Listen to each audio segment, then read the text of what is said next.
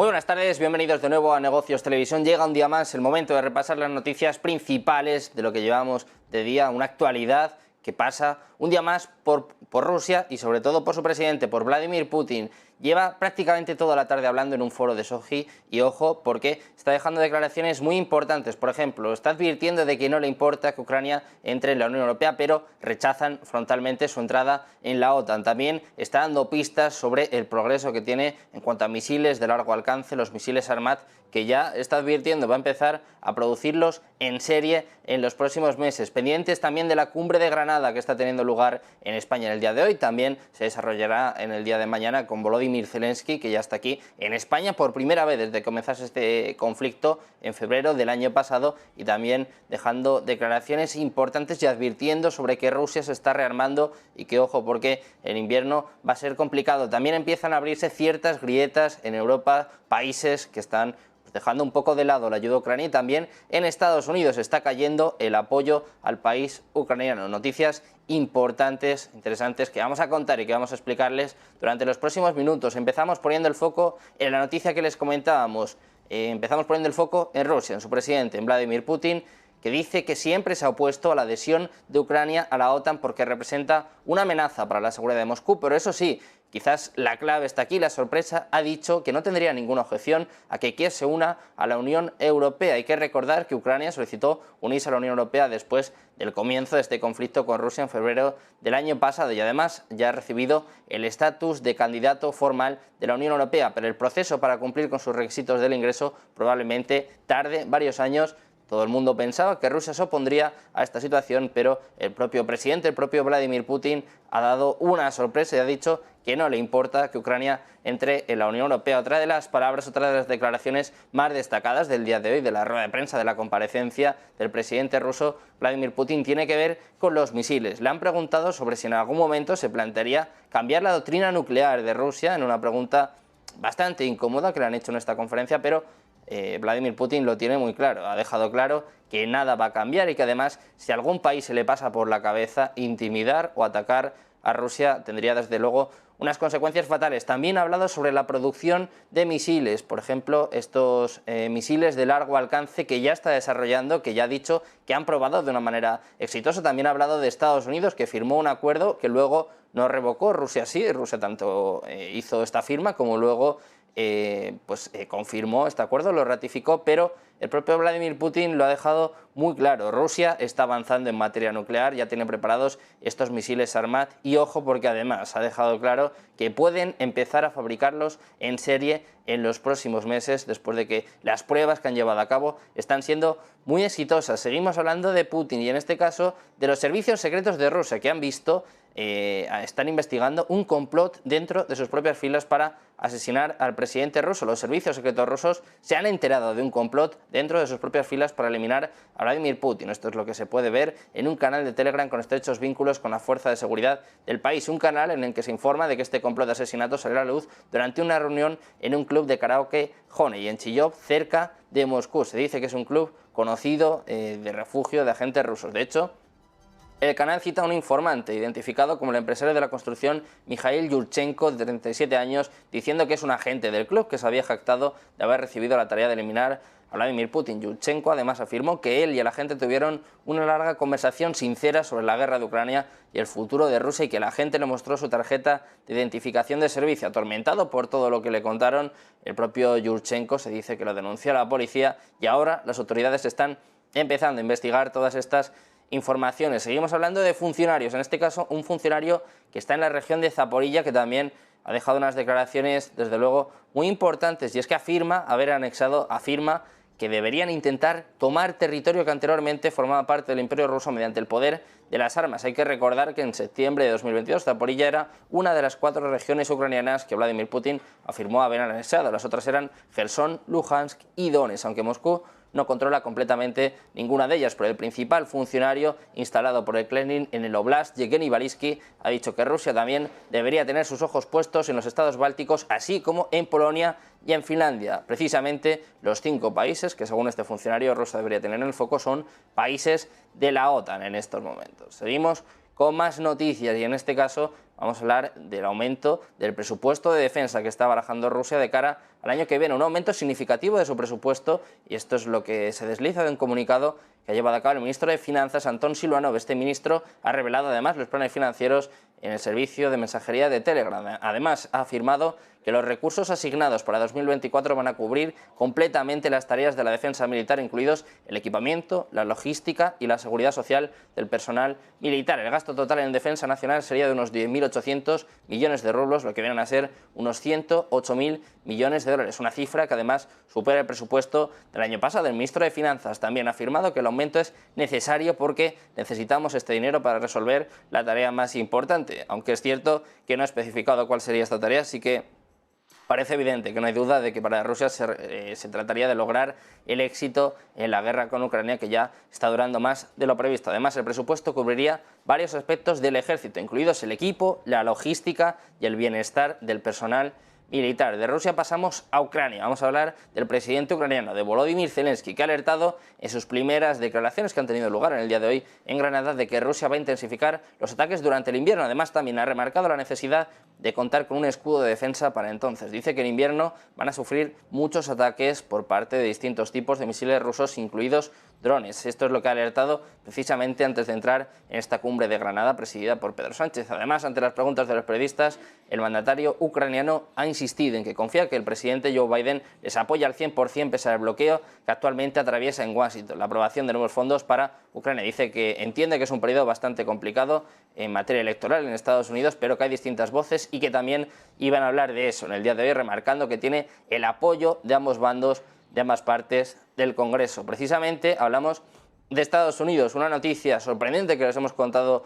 hace apenas unos minutos. Un avión estadounidense que ha derribado un dron turco en la frontera con Siria. Como les digo, es un dron turco, un avión de combate estadounidense ha derribado un dron turco después de que se considerara una amenaza para las fuerzas estadounidenses en el noroeste de Siria. Este episodio se produce mientras Turquía ha estado organizando ataques aéreos contra militantes kurdos a los que culpa por un ataque con bomba en Ankara que tuvo lugar el pasado domingo. Hay cerca de 900 soldados estadounidenses estacionados en Siria que han estado trabajando con combatientes liderados por kurdos para combatir al Estado Islámico. De hecho, el Ministerio de Defensa turco ha dicho que el dron no pertenecía a las Fuerzas Armadas, pero un funcionario estadounidense lo ha descrito como un dron turco armado y además ha dicho que Estados Unidos era consciente de ello antes de actuar. El avión estadounidense que derribó este dron que estaba armado con municiones aire-tierra era un F-16. La acción además se llevó a cabo mientras las tropas estadounidenses realizaban operaciones cerca. Seguimos hablando de Turquía, en este caso de su presidente, Recep Tayyip Erdogan, y es que el gobierno turco ha reiterado su apoyo a la presencia rusa en las negociaciones internacionales para buscar un acuerdo de paz. Esto es lo que están informando varios medios del país que apuntan a que, creen que es imprescindible la presencia de Moscú en estas conversaciones. Sin embargo, también el informante turco señala que por su parte han enfatizado que la presencia de la parte rusa es necesaria para lograr avances en esta negociación. En junio los países del G7, los estados BRICS y Ucrania mantuvieron debates sobre Ucrania en Copenhague. De hecho, las conversaciones se centraron en la implementación de la fórmula de paz de Kiev y posteriormente Rusia expresó su disposición a negociar sobre la crisis de Ucrania y destacó que Moscú no considerará propuestas de alto al fuego. Turquía, que está en el foco, también toda la cuestión, todo lo que tiene que ver con lo que está sucediendo en Kosovo y nos va a explicar todos los detalles nuestro compañero Javier Luengo. Va a ser Turquía quien asuma el liderazgo de la misión de la OTAN en Serbia en este incremento de las hostilidades con la región y el territorio autónomo de Kosovo tras declarar su independencia en 2008. Dice Turquía que tiene ahora el mando, que es un momento adecuado. De hecho, va a coger el testigo de Italia en unos días, el próximo 10 de octubre, y dice Turquía que es el buen momento para poner sobre la mesa un nuevo marco de relaciones de diálogo entre ambos territorios, porque Recep Tayyip Erdogan, el presidente del país, tiene buenas relaciones con el presidente serbio, con Aleksandar Vučić. Dice que podría prevenir directamente una escalada de violencia tras el tiroteo mortal de la semana pasada en Kosovo, según varias personas le han podido comentar a la agencia Bloomberg. Estados Unidos ha instado a Serbia a retirar ya sus tropas de la frontera y sobre todo a hacer rendir cuentas a los responsables de la violencia. La Unión Europea también ha hablado sobre el asunto, expresa su preocupación por este peor enfrentamiento en Kosovo desde el 2008, desde la declaración de independencia de Serbia, casi una década después de que una guerra allí terminara con la OTAN expulsando a las fuerzas serbias. De momento, Turquía coge el relevo en este contexto en el que poco a poco las hostilidades van a más y se dice que ahora pudiera ser este enfrentamiento entre los serbios y los kosovares el próximo núcleo bélico en Europa, dentro ya, eso sí, del territorio de los Balcanes. De Turquía pasamos a Holanda, en concreto la ministra de Defensa holandesa, que dice que Ucrania es una forma barata de garantizar que Rusia no sea una amenaza para la OTAN. Esto es lo que ha dicho Kajsa Ollongren, enfatizando también la importancia estratégica de armar a Ucrania como medio rentable para disuadir a Rusia de representar una amenaza para la alianza de la OTAN. Estos comentarios además surgieron en respuesta a preguntas sobre la sostenibilidad del apoyo de Estados Unidos y sus aliados a Ucrania. Además, hay que recordar que Ollongren visitó recientemente Estados Unidos expresando su preocupación por la evolución del panorama político en el país americano, destacando la necesidad de que las naciones de Europa Occidental entablen un diálogo con sus homólogos. Precisamente en materia de la ayuda a Ucrania, vamos a hablarles ahora de Europa. Del alto representante de la Unión Europea para Asuntos Exteriores, Josep Borrell, ha asegurado en el día de hoy que Europa no puede reemplazar a Estados Unidos en la ayuda a Ucrania y además ha añadido que Washington es imprescindible en este ámbito a pesar de que el bloque está trabajando en un nuevo programa de asistencia a Kiev. De hecho, el jefe de la diplomacia comunitaria ha afirmado que ciertamente podemos hacer más, pero que Estados Unidos es imprescindible, es fundamental en esta ayuda a Ucrania. Precisamente hablando de Estados Unidos y de este apoyo que está brindando al país ucraniano, tenemos datos de que está cayendo el apoyo a Ucrania. El apoyo a suministrar más armas a Ucrania está cayendo entre los estadounidenses de los dos principales partidos políticos en una clara señal de advertencia para Kiev. Según un sondeo al que hemos tenido acceso, está mostrando que solo el 41% de los encuestados estaba de acuerdo con la afirmación de que Washington debería suministrar más armas a Ucrania frente al 35% que no estaba de acuerdo y el resto que no estaba seguro. Para que se hagan una idea, en mayo esta misma encuesta daba un 46% de estadounidenses que apoyaban el envío de armas, mientras que el 29% se oponía y el resto no estaba seguro. Vamos a pasar de Estados Unidos a Alemania. Vamos a hablar de la crisis inmobiliaria que se viene en los próximos meses y todo tiene que ver con julio de este mismo año, en el momento en el que el alcalde de Nuremberg celebró la colocación de la última viga sobre